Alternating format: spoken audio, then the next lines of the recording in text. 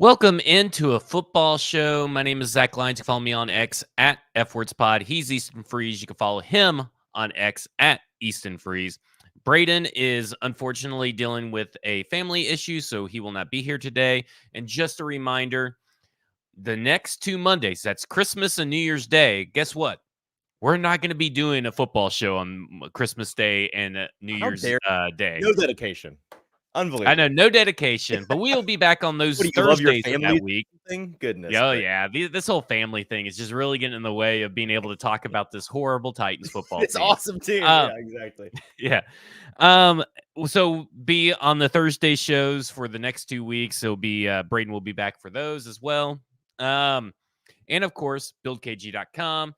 Any kind of home improvement needs, remodeling needs, buildkg.com, the Kingston Group. That's who you need to go to. Just one phone call could save you so much headache, so much pain, and maybe even a lot of money. So call the Kingston Group, buildkg.com. And of course, Sinkers Beverages, winning awards like Ric Flair wins World Heavyweight Championships. They got everything you need. Listen, the Tennessee laws and the holidays are a little funky. And I tried warning everybody about Thanksgiving. That I see some X's go up. Oh, I can't believe the liquor stores are closed. What am I going to do for Thanksgiving? Go to Sinkers Beverages right now. Go ahead and stock up on whatever you may need for Christmas to get through your family holiday and the opening of gifts and the disparaging remarks and whatever may happen on your Christmas. Make sure that you're prepared. Easton, you got the Hot Read podcast, Broadway Sports Media. The Hot Read podcast had an excellent, probably, dare I say, best episode of the year coming in right into the clutch. Right in the clutch. You know, you're at the buzz. We're trying to peak right to the end. Peak all the way to the end. Yeah. Right, exactly. It helps when you got such a brilliant guy like James on the show. So it was a good one. And there's a lot of stuff that he said, a lot of terms that he used, a lot of things that he put in perspective. I thought it was a really, really good episode. So make sure for everybody to go read that. And of course, you guys are going to be at Boomba's later tonight, correct? Yes, we will. We will. Going to have a good time before Thursday Night Football, talking about an awesome game the Titans are going to play this weekend that I'm sure is going to be super exciting and not a waste of our Thursday or our Sunday afternoon. Yeah, we'll see. I mean, there could be a Christmas miracle. That's all we can really hope Just for. Be entertaining. That's all I'm asking for. Yeah. Just entertain me somehow. Yeah. Oh, well, with that offensive line, depending on your how definition? You like to what do you what your definition of entertaining is. Yeah. Sometimes that offensive line can be quite hilarious if you're a fan of opposing pass rush, it's going to be a great time. Yeah. Great time. So let's dive right into our topic, and it's pretty much an all-encompassing topic. The Tennessee Titans are eliminated. What now? What is there for the Tennessee Titans fans, for the players, for the team, the staff? What can they gain these last 3 games? And we've heard a lot of interesting comments from the players that are going to be here next year, players that hope to maybe be here next year. And we just got a lot to talk about. And I think one of the things to start off with is talking about Will Levis, who made comments a few days ago. And he said when he was asked if he was going to play, who he keeps referring to it as a rolled ankle. Some people are calling it a high ankle sprain. I don't know if there's that big of a difference because the high ankle sprain, Trevor Lawrence was out there, that next week. So I don't really know if there's that big of a difference in the terminology. Right. But he said, if you're able to play, you play. And don't know how you feel, but I could not 100% agree anymore with that statement. It's specifically for Will Levis. And I think that if you're able to play, you play. And we'll get more into like the emotional, mental aspect of it. But I think just from the terms of rookie development, what you need to see out of your quarterback, what you want to hear from your quarterback, that is the perfect takeaway. I'm not necessarily saying that, like, okay, if you're like 60%, go out there. But if he feels like he's ready to play and the staff concurs, then I think that he should play. What about you? Yeah, I think it is 2 factors, right? If your doctor says you're not going to risk some kind of injury, because what's the worst that happens? You get injured again, and then you have 7 months to get ready for August. You know what I mean? So as long as the doctor is not like, this could be a career-altering, long-term, lifetime injury, you've got, like, as long as they give you the clear that knock yourself out, if it's just, if you can tolerate the pain, go on out there, then that's a thumbs up from me. And then the second thumbs up is the player. It's all him. If it's a mental thing for me, right? It's if you are mentally in and you are mentally confident in your ability to move as necessary, operate as necessary, then go for it. There's nothing stopping you from doing that. And I think that he's an interesting case study for this because a lot of folks, I think, reasonably question, what does that mean for the mental fortitude of a player who, you don't want to get into a situation where they start seeing ghosts early in their career. You shoot down their confidence early because you put them in a terrible situation. I was having a little bit of a cheeky back and forth with Braden earlier this week via text because I mentioned on a Hot Read episode a couple of episodes ago how, he's a guy that came from a really poor situation at Kentucky his senior year. And he was accustomed to playing behind bad offensive lines, accustomed to playing with weapons that aren't able to separate or just a limited variety of guys he could go to on the field. And so stepping into this Titans offense, while it's very different taking that step up to the NFL level, it's functionally the same issues he's having to work around. And he took issue with, I'm of the belief that sometimes when you see a quarterback come from a smaller school or a school that is not typically a very great situation, and then they come to the NFL and you're like, wow, how are they playing so well? And sometimes you see guys come from really cushy situations in college and they look kind of shell-shocked early on. It's because there's some carryover there, and I think that that's absolutely the case with Will Levis. I have no personal concern for his mental fortitude as a quarterback being shot by anything that could happen in the next 3 games. Yeah, I'm with you because he played through injury through Kentucky. I think even through both years probably, and there's a multitude of injuries in the last year. And I've echoed your same sentiment in that the fact that if anybody could play behind a bad offensive line, it's Will Levis. He has been doing it for a while now, right? He's been doing it. Yeah, and you're right because there are players that come from cushy situations because you hear quarterbacks go through this a lot because you hear quarterbacks talk about, well, the game's now starting to slow down for me. Right. Or the game's not too fast. So then, you see that progression of everything slowing down because everything was so easy. That was a big knock on CJ Stroud from my point of view, from many other people's point of view. He had it really easy. And while he still is not I think if people are looking at the stats and thinking he's highly accurate, while he still is not highly accurate by completion percentage over expected or any of the other stats. And even when you watch the games, if you really watch the games, he's still putting together a good year. So he's still putting that stuff. We'll say, gonna miss another game for concussion. Maybe if he had a higher S2 score, he wouldn't be missing this many games. Just throwing that out there. Everyone knows But your anyway, intellect also pertains to your brain's physical ability to recover. Yeah, that's science. And Kenneth Krall brings up a good point. The way Bryce Young looks behind the Bama cushy situation in one of the few worst situations that Tennessee Titans with the Carolina Panthers, and how Will Levis comes from a bad situation to this kind of similar situation here. It's not rocket science. It's like anything in life. If you've done it before, then you're going to be more comfortable doing it. If it's a completely new situation for you, everyone started a new job before where it's completely different from what you're accustomed to, or you've never done something like this before. In the first couple shifts, your first couple weeks, you feel like you're just trying to tread water and keep your head above the surface because it's a lot. And that's something that I think pertains to quarterbacks and the situations they come into the NFL into. Hayden Fiedler just got in here, but did you guys see the news about Tepper? I did not, but I did see the news that Ben Johnson was wanting. Oh, he's on the Epstein. No, he's not. He's not. Oh. You got Hayden. You got. That was a fake Adam Schefter account. And unless it was a joke this morning and now is real. I saw it and it was a joke. So I think you got Hayden. Okay, because I hadn't seen Schefter say that. So that it was a fake Schefter account. Although, frankly, it is one of the more believable names you could see. Like, it wouldn't shock me if I saw that on the list. So I don't blame you for getting Hayden. But I did see that Ben Johnson, Josina Anderson is reporting that Ben Johnson wants $15 million per year. You know what? Speaking of David Tepper, he's probably the only guy that will give him $15 million per year.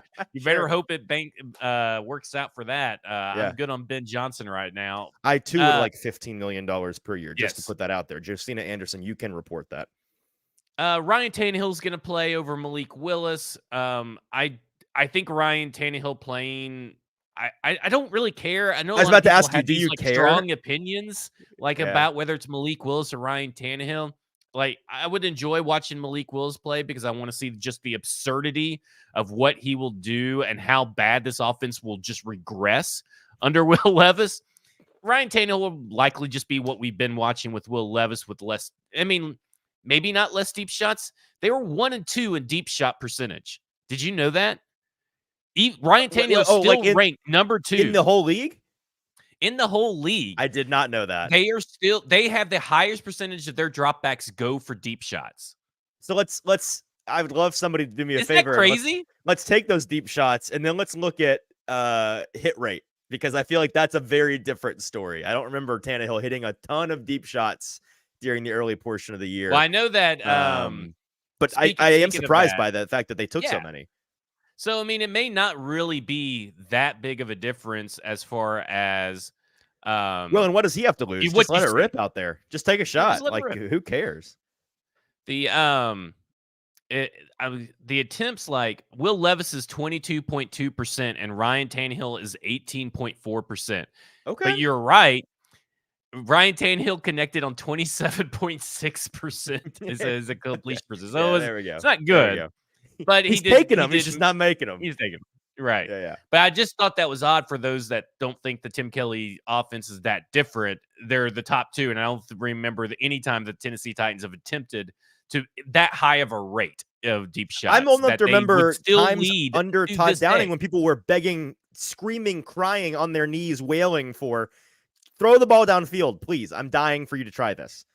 Yeah. So do you care about the Ryan Tannehill, Malik Willis, who should start, what's best for the team? I mean, because I know a lot of people think, oh, well, you just throw Malik Willis in and then, we're just going to lose all the games and that's best for the Tennessee Titans. And we'll talk about whether that's best or not. But do you care about that topic? Like, I think that's a weird topic that everybody's kind of like emphasized a lot this week. I care like I care about the pair of pants that I wear. Like, yeah, I have a favorite pair of jeans, but if they're in the wash, like I'm fine to wear the other ones. Like it's not going to bother me the rest of my day. Let me ask you this, like, if it was truly up to you, if Mike Vrabel came to you and said, Zach, we got to like, who do we play today? I don't care. What do you want us to do? Would you have a preference? Do you lean one way or the other? Well, I guess I would say, do you want us to win or do you want us to lose? You know what I'm saying? Like, if you want to, that's why I'd ask Mike Vrabel, like, Coach, what do you want? What do you want what's the message goal to here? be? Right. Yeah, what's the goal here? Do you want to be competitive or do you just kind of want to like put Malik Willis out there? And I've seen a lot of people say that, well, we got to see what we got to Malik Willis. Well, we've seen it. Yeah, about to say. And then I've seen other people say Ryan Tannehill should, gracefully back out of accepting this. Well, he still got play for free agency a little bit here. He can make a little bit of extra money. Right. And sure, he can get injured as well. It's a big risk, but it's the risk you got to take. And I feel like a competitor mentality that Ryan Tannehill has, he's going to take that risk. So it just comes down, do you want to win or do you not want to win, or the best chance to win? And the best chance, if he answers best chance, it's Ryan Tannehill. If he says, I don't care, then let's throw in Malik Willis. For me, it's a mild preference. And I mildly prefer Tannehill for a couple of reasons. One, the romantic in me, just from like a narrative standpoint, and this season's already, the Titans aren't playing for anything at this point. I do like, from a narrative standpoint, that the guy that has brought an era of a lot of winning to Tennessee for the past half decade or so, to kind of just get one last ride. Now, it may not be pretty, it might be very ugly, but just to see him out there one more time, I think will be cool for the more romantic fans out there. And I don't think it should piss anybody off that isn't romantic about Ryan Tannehill, because who cares? They're not playing for anything. Like you said, the downside is you are more likely to win if Ryan Tannehill's in the lineup. But the reason why, besides the romanticism of it, that I wouldn't mind seeing him in there is because I do think there will be I know there will be opportunities in the next 3 games for us to further evaluate some of the players on this team. And having Tannehill in there it's like it's like chemistry class in high school. Like he's a control that you can plug into this equation. And I feel like I can much more accurately evaluate Treylon Burks, Kyle Phillips, Chigakonkwo, Derrick Henry, Tyjae Spears, the offensive line's ability to maintain a pocket, and he's going to stand in there and not bail from a clean pocket all the time. So that control element of the offense, I prefer just from an analysis standpoint. With Malik, I think it'll be a muddier situation to try to parse out what exactly we're seeing in these next 3 games. But again, I don't really care. Yeah. I think that's a good way to look at it. The control analogy there worked much better than your Pandora's box analogy from earlier in the week. Kenneth makes a good point. Vrabel's going to make us all angry and inexplicably go on a 3-game winning streak. I wouldn't say it's inexplicable because I would say it's pretty easy to explain. That's just what Vrabel is. Whether you think that he's an idiot or you think that he's a hater or he's a troll, the guy just wants to win, and this team kind of wants to win too. They do not. Sure. The team and the fans care more about the draft pick than the players do, right? Like, and the job of the coach is try to get the most out of your players. So the coach can't care about the draft pick at this point in time. I mean, they're getting the most. So I could totally see Vrabel going out and winning these 3 games. I'm expecting them to win at least 1 game. I'll be genuinely surprised. I'll be genuinely surprised if they don't win another game this year. I'm not hoping for that. I would like for them not to. But I will be pretty shocked if they don't win one of these last 3 games. I'm not thinking they're going to win all 3, but I'll be pretty shocked if they lose out. Just now realized I've left out the T and Titans in our little graphic. Titans. They don't deserve. What's funny is that I had this the second graphic I made because I misspelled eliminated and left off a letter and eliminated. Apparently did not check the Titans there, but that is what it is. Let's go into and talk about the players' comments in the locker rooms these last few days because I found them interesting, specifically from 3 different players.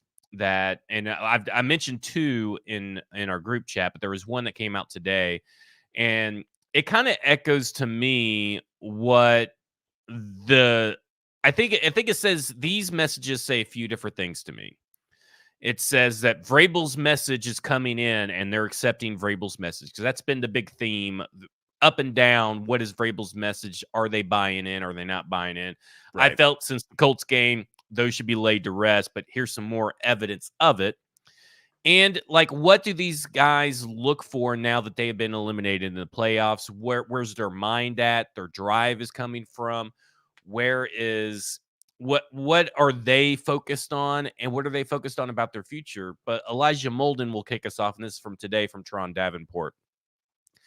And this is what his ex says. Teron's ex says, Elijah Molden on what motivates him to keep playing hard. I want to finish this year strong and feel good about the role I could play next year. My effort isn't changing. For Danico Autry, it was just playing the game I love. Mm-hmm. And for Azeez Al-Shaair, playing for the guy next to you and your own individual pride.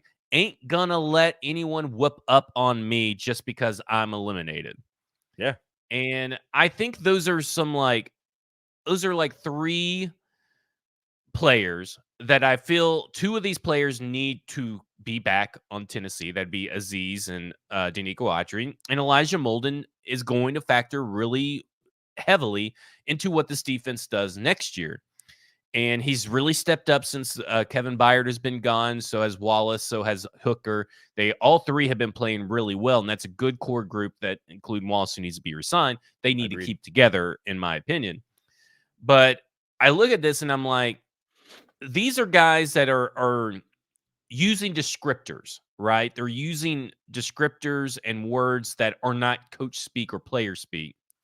So there's a message coming through, but it's also a personal pride. And Rand Carthon and Mike Vrabel have talked for all offseason that the players they want to bring in are players that love the game. And I think right there is 3 examples that these players are still going to give you their damnedest every week. They're gonna make you fight for it, and they're gonna fight. They love the game, and they take pride in what they do and pride in each other. Yep. And that's something that I've been talking about for these last few weeks. But from your perspective, you've been interviewing players all off season, interviewing the coaches, staffs all season, and what is your sense in taking these words and what they mean for these last 3 games, what they mean for Vrabel and these players going into next year? Well, first of all, there's been a lot of talk in the past calendar year or so with this team about, are there 8 to 4 guys on this team, and if so, who they are? You know, who are the guys that want to be here? Who are the guys that don't? And that's been hinted at a couple of times over the past year. And if you and I went back and forth and had like a draft of guys that we're confident aren't 8 to 4 guys, these 3 guys you just mentioned are 3 that would be near the top of my list. I mean, Danico Autry is probably the top of the list. Autry and Simmons are 2 guys that have forever. I think it's obvious to anybody that knows anything about them and the way that they play. They play for the love of the game. And so they're a couple of guys that I think are right up there. And I some players say that kind of thing, and you're like, okay, I'm not sure I fully believe you, but that's nice of you to say. I believe Danico Autry when he says I'm going to go out there and just play because I like to play. And you know that this week there has been a recurring theme with Vrabel in every meeting room. What are we playing for? What is the mission? What is the goal? And they're parroting that here, right? They are saying, I think, you said it's not coach speak, and it's not. But I think that those are things that they probably have heard verbatim in meeting rooms this week about, this is what we're playing for. We're playing for our pride. We're playing to, you're an individual contractor in this league. You got to always be looking to put good stuff on tape. And we're playing for our team. We're playing for each other. And so I believe those guys. I think that it may be an interesting, I mean, if you're somebody that likes to lean into that conspiratorial side of things, this may be an interesting case study for you in trying to figure out who you think may be more of an 8 to 4 guy, who is playing their butt off these next 3 games, and who maybe gets less playing time strangely. And you're like, why are they playing less all of a sudden? Maybe it's because they're not showing the effort out there at practice. They're not showing the effort out there in the games to warrant that playing time. And so I think that it's funny that Titans fans are so befuddled by this week, and you've seen a lot of folks talking about how this is the first game that Mike Vrabel has, I think, ever coached in which they are already out of the playoffs. So you'd be including the Texans. Head coach. It is in Tennessee, but I'm not sure if that includes the Texans or not. So as a head coach, it's the only time so far in his head coaching career in which he's playing a game where they're eliminated from the playoffs. Every time they've missed the playoffs, it's been in the final week of the season. And so it has literally been a half decade since Titans fans have been in this situation, and they don't know how to feel. But it, like Paul Karski, I think, said on Twitter earlier this week, like, this is not uncommon. Teams every single year, many teams play games that you're playing spoiler and you're playing for your pride and you're playing for the tape, and that's it. So that's where the Titans are right now.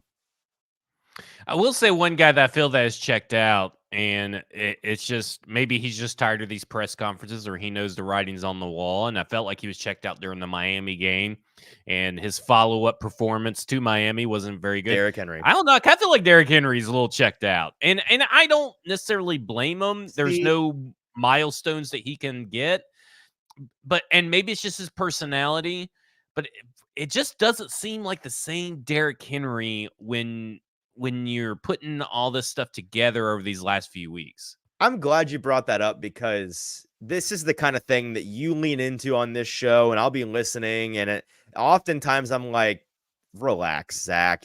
Like you're reaching here. I'm not about it. I think that this is a little bit of narrative spinning.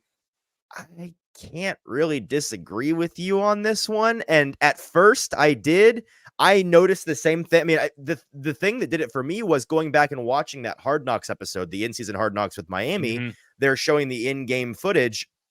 You saw some of him on the sideline, and he's checked out. And then you saw the Titans did a cut up of their mic'd up with Tyjae Spears, and so he's over there with Derek a lot, and it's like he's not in there, and it's been the same thing at every turn since then. People are going to think like, what? But it's been everywhere. You see the photo shoot where Will Levis won the Angry Run scepter, and Derrick Henry is handed in the scepter, and like, it's a whole ceremony thing. And the whole time Will's got this big old smile on his face, and it's a good time. And Derrick's just, it's not. And to be fair to him, that is part of that is his personality, right? That's all. He's always been that guy with highs and lows. He's a very even keeled guy, no matter what. He's pretty low key when you're talking to him, but it's gone a step further than that in the past 3 weeks or so. I agree with you. And I'm curious as to what that indicates. Maybe you're right that it's as simple as he sees the writing on the wall. He knows that this is maybe the end for him in Tennessee. He indicated as much in his press conference after last week's game. That's not to say that he doesn't want to be back or the Titans don't want him back. We don't know. But I think that part of it is that, and part of it is probably the fact that, like you said, there aren't any more milestones to hit. I'm sure there's definitely some serious frustration at this point having to run behind this offensive line, because no matter how much of a step you believe he's lost, he has to be feeling, and I think rightfully so, I am so much better than some of the games that I've had this year. And that's not entirely my fault, man. Like I would love to run behind a line that gives me any kind of chance sometimes, and I don't have to feel like I have to press every single game, and then it forces me into some bad decisions and all of these things that I think have been plugging him, along with the fact that he's lost his step. So I think all of that piling up has led him to he's not an 8-4 guy. We know he's not an 8-4 guy. No. He cares. He's going to be playing hard, and he's going to try to win these games. But I think at the same time, he's already checking airline flight prices to Aruba, as frankly I probably would be too in the same situation.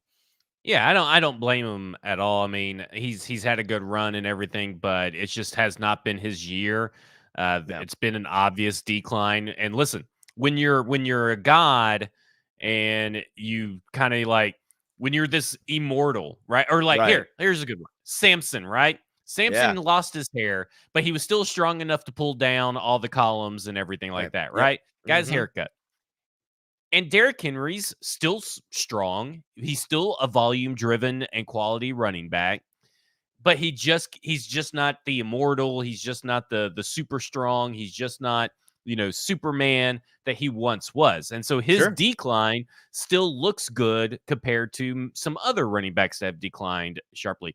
But then you're going to go into next year and there's another step towards decline unless he finds an offensive line and a team that is going to be able to use him and get him going, allow him enough space to generate the speed. Because that's really the issue that we're having here, is that the Tennessee Titans are about league average in yards before contact, right? But the problem is that when you're and I think after this last week they're below, but it's a 1 game sample size that really is going to skew the numbers. Yeah. But I think when you're so slow in getting to your high speed, that it's a bad combination with how this offensive line is set up right now. And that's why Tyjae Spears is so much more effective, because he can hit those top speeds so much quicker. So even if the blocks aren't holding up long enough and the yards before contact is still a little high, then he's still going to be able to make something move.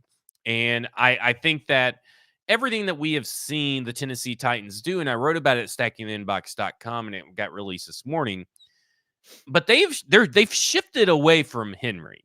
Now, do not let the Texans game skew your idea of what is actually going on this team. They are running less on first downs than they ever have in the Vrabel era, and he's only getting the ball on 33% in the Vrabel era. And this is by far the lowest. It's got to be dramatically lower than any year before. Yeah. So I mean, they tried trading him. Now it's still Derrick Henry, and I think this past game, what you saw, and I think Superhorn laid this out pretty well, and I think so did James Foster, is that they played a lot of too high safety and too high looks. They did not stack the box, right? They only stacked the box on 6.2% of his runs. You would expect Derrick Henry to do something with that. And that's supposed to be his number, Wes, man. That's supposed to be his music. Our friend Wes, just a couple of years ago in 2021, the Bills did it less, 5%, and he went off for 140 yards and 3 touchdowns. Now, and this, to me, it's just like the offensive line can only explain away so much, but it's also like, okay, you see that they're playing and giving you these favorable matchups on first down, right? They're giving you these favorable matchups, and Derrick Henry and the offensive line still cannot do anything with it. It's both, right? It's the offensive Zach, line, this obviously. this pairing, you've heard of force multipliers. This pairing is a force divider. It is, Right. and There you go. I'm glad that you brought this up because it is it's a unit and an individual who both at this point in their cycles have a unique set of skills that pair well with certain others, but not each other. And so, like, let me ask you this: are you a single child, or did you have siblings? Yes. Or do you have No, I'm siblings? single. Okay. Yeah. So I'm an older brother. Like I have a younger brother and younger sister. For anybody that's an older brother, with Derrick Henry, I think a lot of the frustration, like you were pointing to at the Samson example, it's like when you're an older brother, and for years and years, you could put your hand on the forehead of your brother and he couldn't reach you, and you could kill him in arm wrestling, and you could throw him around and beat him in wrestling. Like everything is easy. You can punk him, like you dominate. And then one day, little bro like starts hitting the gym, hits puberty, gets into high school, and suddenly like you got to start stretching if you want to hang, and suddenly you're equals, and it's like this sucks because like you said, you're no longer that immortal, you're no longer untouchable. Derrick Henry was the best running back in the league for multiple years, and he was capable of doing pretty much everything that you could ask a traditional running back to do.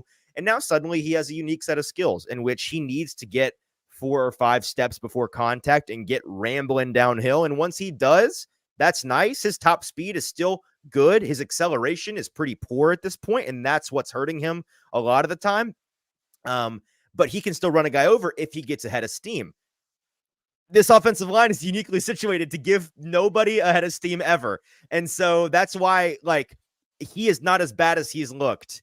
And I think this offensive line, when he's running behind them, is not as bad as a run blocking unit as they've looked, although they are bad. They're not as bad as they've looked when Henry runs, as demonstrated by when Spears gets the ball and is able to get, again, not good, but something, 2 yards, 3 yards here. He's not getting stopped for a loss of 5 on first down. And so they just pair so poorly with each other at this point. It is night and day, like we were talking about with James Foster on the Hot Read earlier this week, about how Henry's heyday, he was that dude, not to take anything away from him, but he was running behind an elite run blocking unit, one of the best, if not the best in the NFL, with Ben Jones and Taylor Lewan and all those boys up there. They were fantastic road grading offensive linemen. And that's part of the reason why Arthur Smith, like his run scheme had to be so simple. They had 2 runs. They didn't need more. Like they had the best offensive line. They had the best running back, and it worked. You couldn't stop it. It's the opposite of that now. And that's gotta be frustrating. Well, and also, when you talk about run blocking, and a run block win is calculated as 2.5 seconds. You hold up your defender for 2.5 seconds, then you got it. Interesting. Okay. Well, okay, so that's what is classified as a win. Okay. So even if they come in at 2.6 or 2.51, it still counts as a win, right? That still sounds fast, but that still counts as a win. Right. Not all wins are made equal. Yeah, and the problem is that Derrick Henry, and to illustrate, I think this is a good way to illustrate what you're talking about. Okay, so they're 2.5 seconds. They're pretty good in run block win rate, which are about 17th, I think, in run block win rate. But Derrick Henry, it takes him 2.96 seconds to reach the line of scrimmage on average in week 15, and 2.79 on the whole season.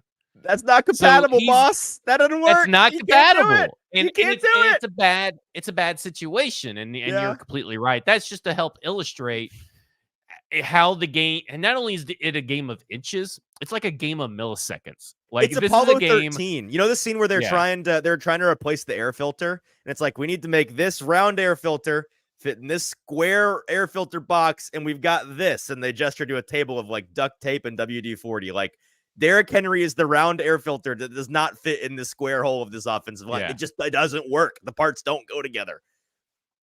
And listen, if he comes back for fairly cheap, and I'm talking about under $5 million per year, like an easy deal, team-friendly deal, I'm not going to be totally upset with it, because they recognize, right? You don't lower a 2-down running back first down carry, right? Does Mike Vrabel recognize it yet? I mean, yeah. I mean, like, you can't say here. I don't know if you're alluding to this, but I've seen people allude to this, that Mike Vrabel has an influence, an unescapable influence about Derrick Henry, right? I Or don't think it's about as what this aggressive team as folks does. think, but I think I think if Tim Kelly had his druthers, he would run Henry less than he does. But he's already running them less, right? So he's like a Yes, two-down running he's back. See, slowly starting to get his way. Yeah, 100%. yeah. So my thing is like it's okay. So he's a first down. If he's a two-down running back, which is first, second down, which they Yep. have clearly shown that they do not in 2-minute drills in hurry up offenses, they don't want Derrick Henry on the field. Yep. So he's a two-down running back, even more limited than a normal two-down running back. Mm-hmm. And he's only getting ran on 33% of the first down run, the first downs at all, which is way lower than what he has been. They recognize something is going on. They try to trade him. Like they recognize the decline's coming. And so, yeah, his decline is not as steep because he gets a lot of carries on. I think the biggest issue is going to be second down runs. And I haven't gotten to that point yet to break all that down, but I feel like second down runs are the issue. But what I'm saying is like they've already started preparing the offense to shift away from Derrick Henry.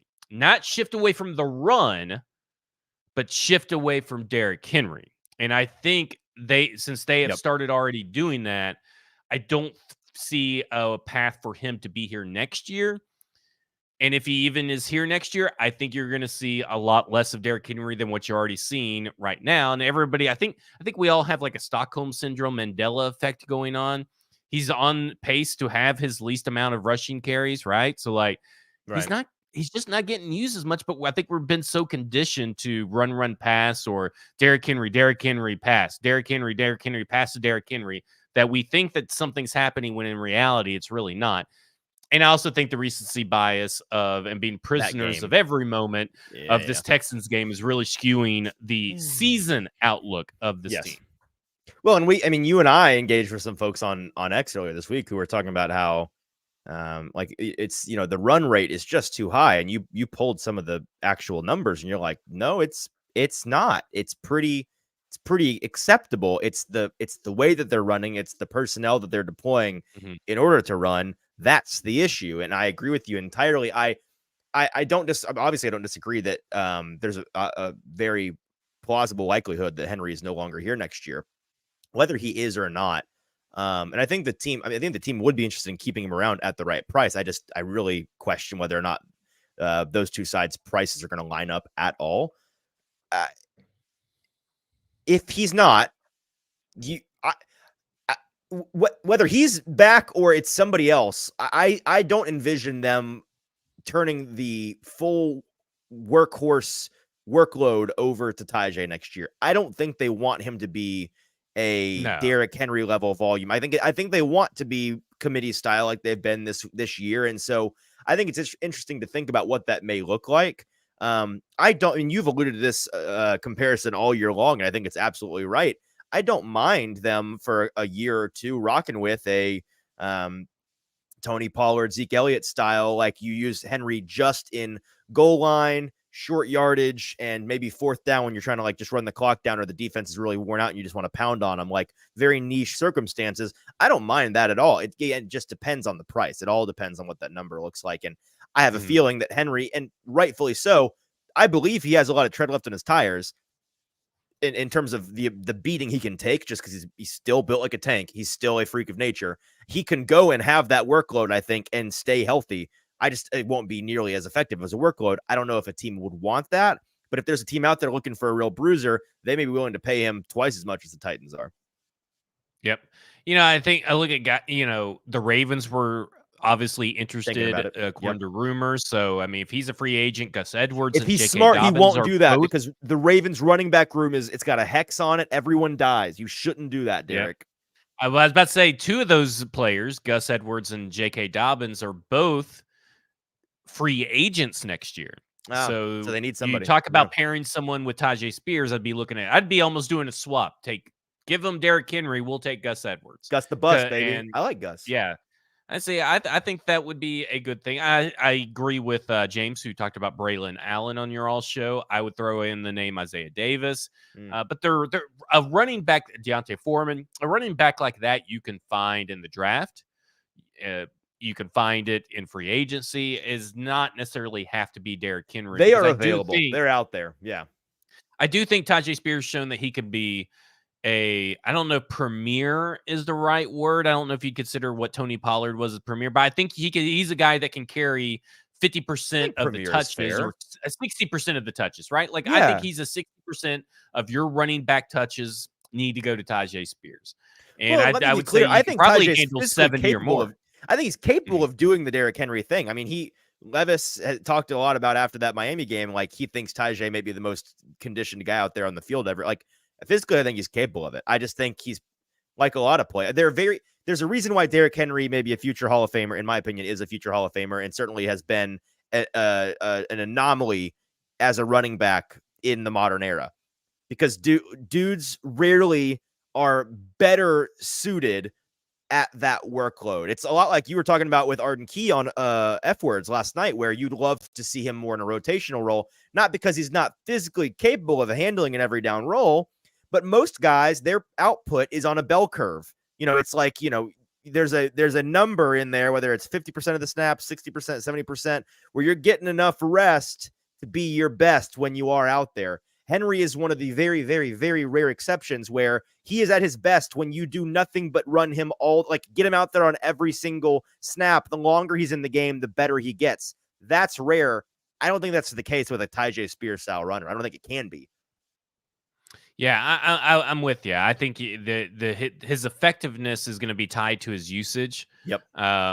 And you really want someone of his size anyway to have a lot more longevity. But that's a guy I look at like we're talking about now. What now for the Tennessee Titans? Right. And over these next 3 games, a lot of guys are looking to either rebound from their poor starts or get better or end the year on a good note. Mm-hmm. Peter Skoronski said today to Jim Wyatt that, I got things I still want to work on and improve upon, and playing my hardest these last 3 games will really help me improve, put stuff on tape and this and that. And I look at a guy like Tajay Spears, who has been phenomenal in his rookie year. I would label what he has been able to do behind his offensive line, what he's been able to show when the first person touches him, and how hard he is to bring down. That, like, he's had a really, really great year. Yeah. And I also view it as this is his rookie year. Now you get him more touches in the second year. Now you get him another year of off-season training of looking at tape, improving technique, improving this and that, and give him a better offensive line. Right, give him better offensive line. So we look at that, and I think, like, okay, I am excited to see what Tajay Spears does these next 3 weeks. Yeah. I am excited to see Peter Skoronski prove everybody that has overreacted and said that he is Chance Warmack. I'm excited to see Peter Skoronski put those haters to rest as well. Haters is way too kind. Morons. Idiots. I'm excited to see if Chido Okonkwo can keep his trend going. Like, there are things that to look for, and I think that those 3 are at the top of my list on the offensive side of the ball. No Burks? No Burks. I mean, you'd like to see something, wouldn't you? Yeah, I guess, but I'm not expecting it. So, like, I expect. Let me ask you this: is there anything that Treylon can do in these last 3 games that would change your opinion of Treylon Burks going into next season? If he got 100 yards in every game and at least 1 touchdown in every game, okay, because I don't believe that there's such a thing, and I don't think there's such a thing as momentum. I know you in think the NFL that carries over from this season to the next season. Because season to season. Okay. Yeah. Season to season. Like, if Treylon Burks goes crazy these next 3 weeks, I don't know if that necessarily means that he's a guy for next year. I don't know if you should approach your offseason approach for the Tennessee Titans, you're the fans, is to say, wow, he was really wide receiver 2, or the guy that we drafted. He'll definitely be that guy next year. Sure. So I don't believe in that kind of momentum in the sense that, like, look at Chick. He ended the year really great, right? Yeah. Right. He ended the year really great, and then he came out and made a lot of terrible bricks mistakes for hands. Yeah. Yeah.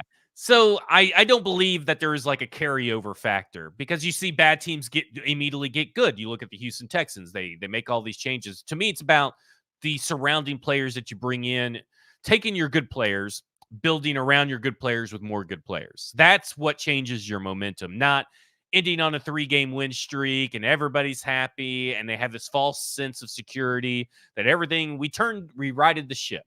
Yeah, But no, you really didn't right the ship. There's the ship's already sunk. It's already fully Yeah. submerged. There's no writing. I actually agree with that opinion more than I thought I would. I know you're not a big momentum guy. I agree that individual momentum I think is probably not really a thing. I do think that teams can have momentum when you've got like the Packers offense, for example. Like I think that group of guys that are going to be playing together for a while, like they can build momentum and experience together. I think the Titans are the perfect example of a team where, yeah, this kind of team's not going to have momentum. You know why? Because they're going to have $75 million worth of guys not on this roster and $75 million worth of guys that are new on this roster, and you can't build momentum with guys that are brand new. So that's fair. Yeah, it's just like I don't know how high my expectations for 2024 Burks, regardless of what he does, unless he's like phenomenal. Like if he just turns it up and has this crazy connection, Right, and is just going crazy, maybe like you can swing, some momentum to his side. But like I don't know, like am I really looking forward to watching Traylon Burks? Because I haven't really been rewarded more often than not of being and enjoying to watch Traylon Burks. I don't fully believe this, but let me make an argument for Traylon Burks and believing in him based on what he does in these games. The game that we all reference as whoa, there it was, that he did the thing. Like there's a glimpse of the ceiling or the flashes. It's that Green Bay game, right? And he was phenomenal in that game. And that was the game that gave everybody hope. Like, oh, this AJ trade, while terrible, there's no making it not terrible. It may not be the worst thing in the world in terms of what you got in compensation. I think we've reached the point now where that game was over a full calendar year ago, over a full season, regular season's worth of games ago. We've not even come close to seeing that again. And in his career now, in almost 2 full seasons, we've seen it all of one time. So you reach a point where you have to start to wonder, was that actually a glimpse of his ceiling, or was that just a total outlier? I mean, like, I am the most average basketball player in the world, but sometimes once in a blue moon, I go out there and I drop 17 and pick up basketball and I feel like a god. That's not reflective of my ceiling. That's reflective of a fluke. Like, is that a fluke game from Traylon Burks, or is that actually his ceiling? And I think what could change your opinion on that, or maybe solidify everyone's thinking, is if he did go out and have a game like that or two in these next 3. I'm not saying he will. I'm not saying I'm expecting him to do that. Frankly, it may not be up to him because depending on the quarterback situation, the pass protection, like it may not be an option to anybody.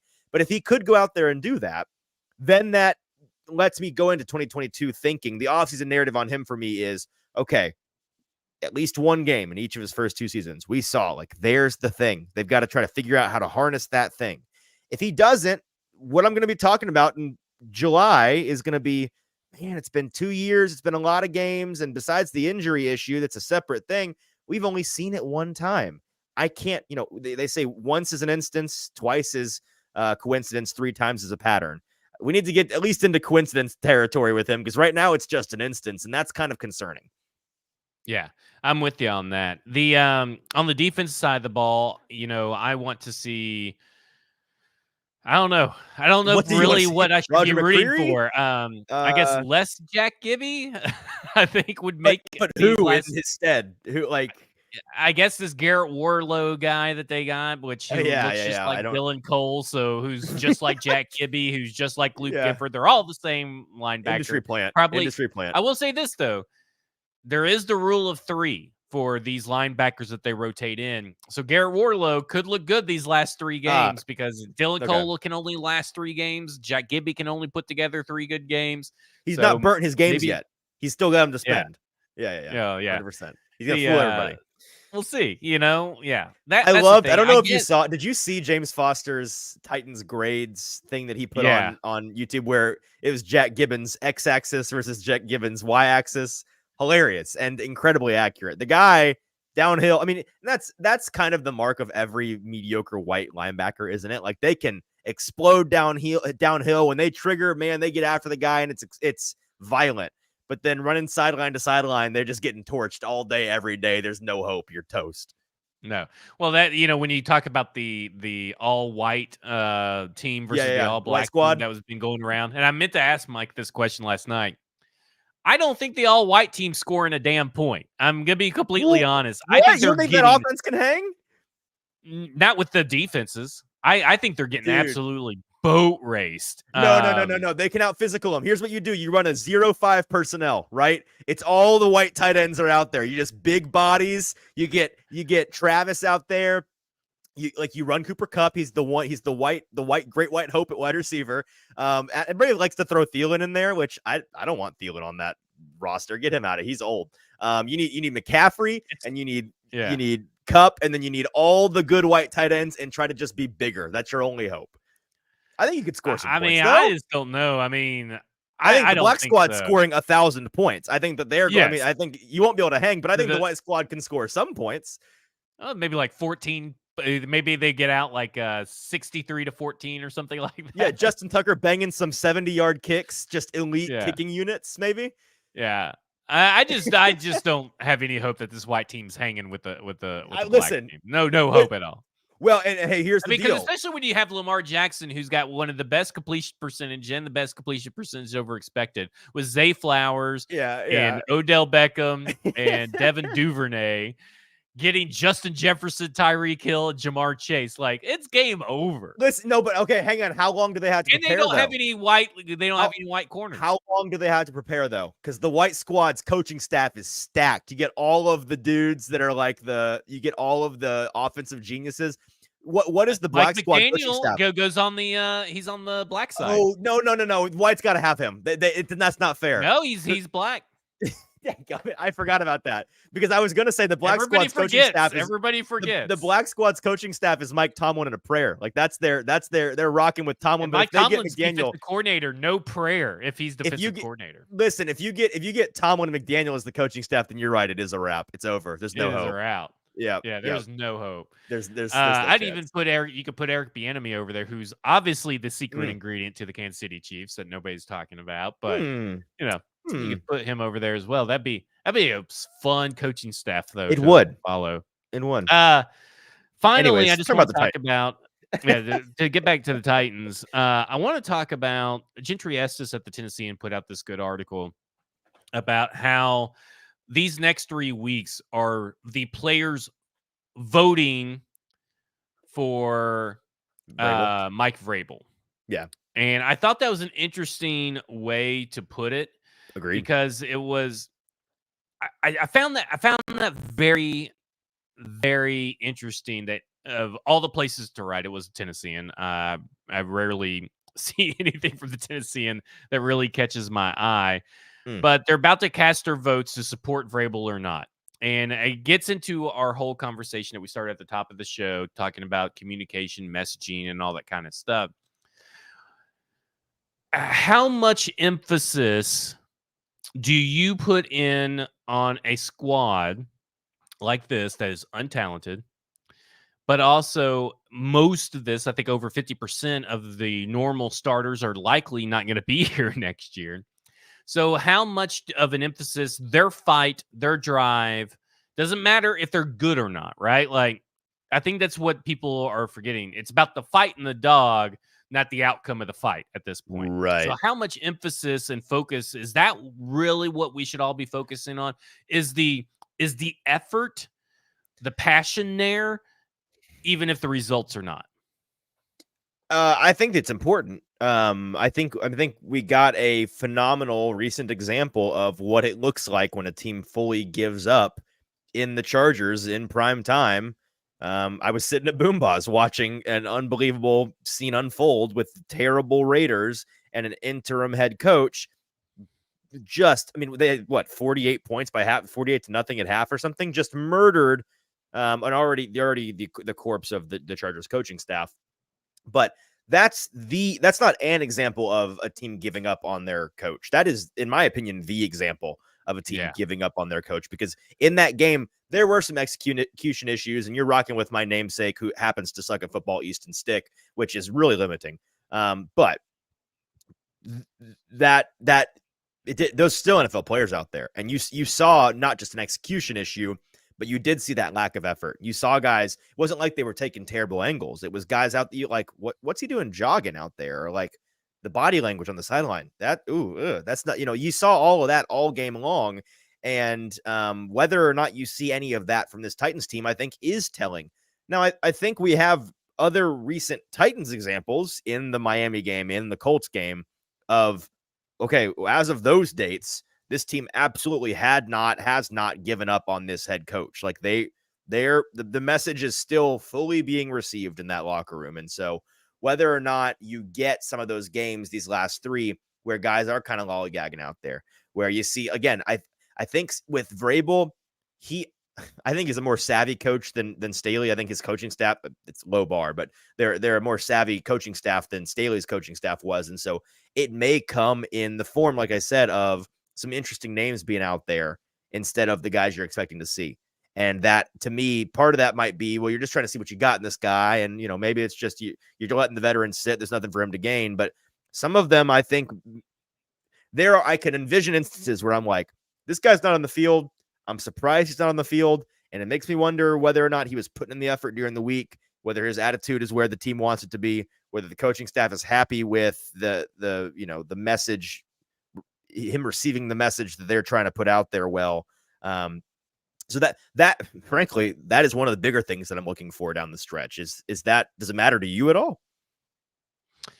Yeah, I think it does. And it depends on the players that are being lackadaisical too. Like, Right. you look at, if it was Christian Fulton was still out there and he wasn't giving it his all, well, that's just per the norm for Christian Fulton, par for the course. Doesn't really say much about Mike Vrabel. But no. I do think it's interesting to see, the fight, because like the Cleveland Browns game, they couldn't really do anything anyway, but you kind of saw a team that kind of looked like they gave up. And I don't really blame them when you're getting thrashed. No. But these last 3 weeks have been perfect examples of teams that haven't given up. Now, in the Texans game, poor execution, right? The Shane Bowen had a good defensive game plan. Yep. But couldn't tackle worth a shit. I mean, they were not in the tackle. right spots. They were in the right spots. The defenders were right where they were supposed to be, but they could not tackle. So that is... fire Shane Bowen, Zach. Fire Shane. Yeah, that's good scheme. You should be able to tackle for them, example, right? The coaches have to be able to tackle for the players, Zach. You should know this. And there were times that this offense, they were just outmatched, but they never gave up, right? I mean, they looked like a team still trying to win this game because they knew they were going to be eliminated if not. Yep. So do you still want to see that fight from a good chunk of the players? You want to see it from especially your young players, right? So you want to see it from Chig, Skoronski, McCreary.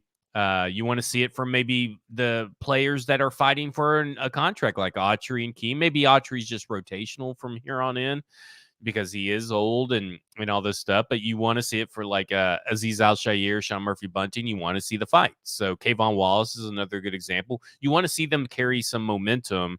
That is what you want to see, because that kind of momentum is all about good coaching, good motivating. And when you're Mike Vrabel, who's known as a CEO, head coach, and a motivator, that's what you're looking for. So I do think it's a very important thing to watch and keep an eye on the effort. And I think the effort more than the outcomes are probably what matters most from here on in.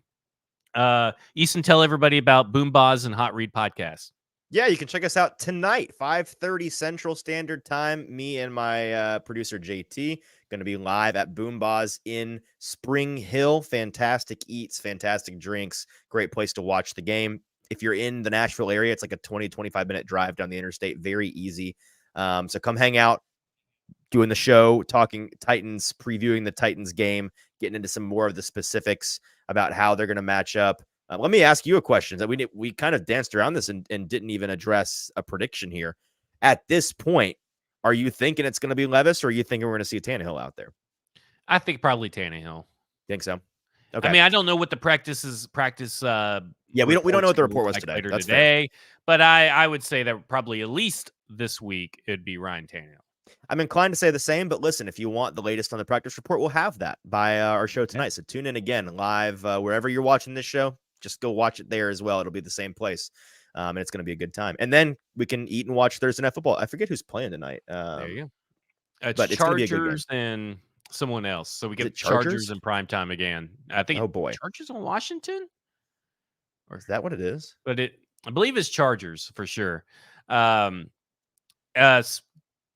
Anyways. Sinkers Beverages, Kingston Group, BuildKG.com, both locally owned and operated businesses. You got to go to Sinkers right now. Get there before the holidays. Get there before the holiday rush. Don't go. There's going to be a lot of last minute shoppers. So go there now. You're hearing my voice. Go there now. Get it. You're shopping out of the way. One less place you have to go to. And then you're going to have everything that you need for your Christmas holidays. And then, of course, BuildKG.com, the Kingston Group. If for whatever reason you pull a Chuck Griswold and then your Christmas tree goes on fire and you have some damage at your home, BuildKG.com. All right. That will do it for us. StackingTheInbox.com is where you can find my written work. Have an intensive article out today on Thursday talking about basically shattering some offensive narratives that have been stewing around this whole season, particularly around Derrick Henry, around first down run rates, early down success rates, the Tennessee Titans offensive play calling, and then also, anybody can do a better job than Mike Vrabel can with this team. Like, it's not that simple. So go read that. I'm going to have some stuff next week about the third down mysteries around that. Are they really in a more of a third and long situation than what people think? Spoiler alert, they're not.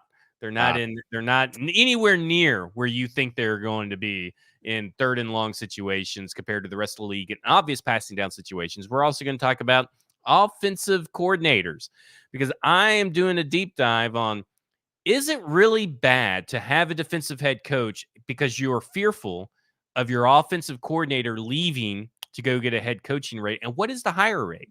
What's the difference? Okay. So we're going to be breaking some myths now that I don't say Mythbusters over there at I don't have a good team to write about anymore. So, breaking some myths. And of course, Senior Bowl coverage, all that. StackingTheInbox.com.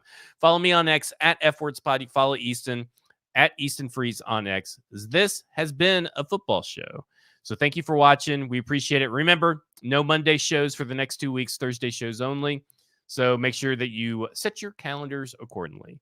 Peace.